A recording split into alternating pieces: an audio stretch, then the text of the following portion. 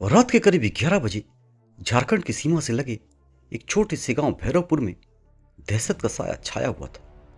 गांव के बाहर एक सदियों पुराना बरगद का पेड़ खड़ा था। लोग उसे भूतिया पेड़ कहते थे। कहा जाता था कि जो भी उस पेड़ के पास आधी रात के बाद गया वो कभी वापस नहीं लौटा।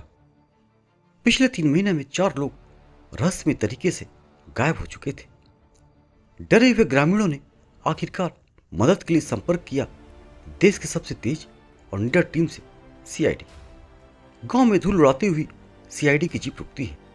जीप से उतरते हैं सीनियर ऑफिसर एसीपी प्रद्युमन, उनके साथ तेज दिमाग वाले इंस्पेक्टर अभिजीत और फॉरेंसिक एक्सपर्ट डॉक्टर सालुंखे। गांव वाले डर से कांपते हुए बताते हैं, साहब वो पेड़ साबित है। वहां से रात में रोने की आवाजें आती है और जमीन से धुआं निकलता है। एसीपी प्रद्युमन की आंखें सिकुड़ जाती है। एसीपी गंभीर आवाज में कहते हैं, कुछ तो गड़बड़ है और ये गड़बड़ हम ढूंढ ही निकालेंगे। आधी रात सीआईडी की टीम टॉर्च लेकर पेड़ के पास पहुंचती है। पेड़ के तने पर अजीब निशान बने थे, जैसे किसी ने जानबूझकर खरोंची डाली हो। अचानक पेड़ के पीछे से एक सफेद साया भागता हुआ दिखाई देता है। अभिजीत तुरंत उसके पीछे दौड़ता है, लेकिन वो साया अंधेरे में गायब हो जाता है।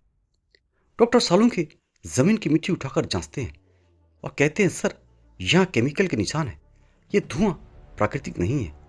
अगले दिन फॉरेंसिक रिपोर्ट आती है।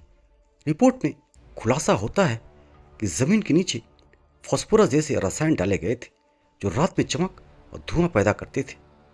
एसीपी प्रद्युमन गंभीर लहजे में कहते हैं, अभिजीत इसका मतलब यहाँ कोई भूत वूत नहीं है, कोई इंसान है जो इन गांव वालों के बीच डर फैलाना चाहता है।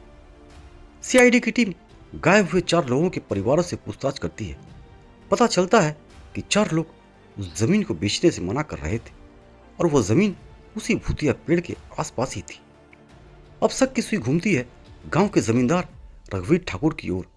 रात में सीआईडी की टीम गुप्त निगरानी करती है। करीब 12:30 बजे रघुवीर और उनके 2 आदमी पेड़ के पास आते हैं। वो जमीन खोद रहे होते हैं। खुदाई में जो सामने आता है वो सबको हिला देता है। गायब हुए लोगों के शव पेड़ के नीचे दफन थे।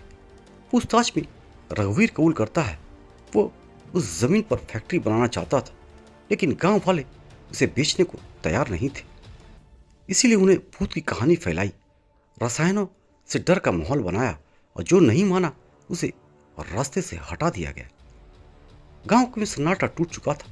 एसीपी प्रद्युमन आखिरी डायलॉग बोलते हैं, अंधविश्वास सबसे बड़ा अपराध है और अपराध कितना भी डरावना क्यों न हो, सीआईडी उसे ढूंढ ही निकालती है।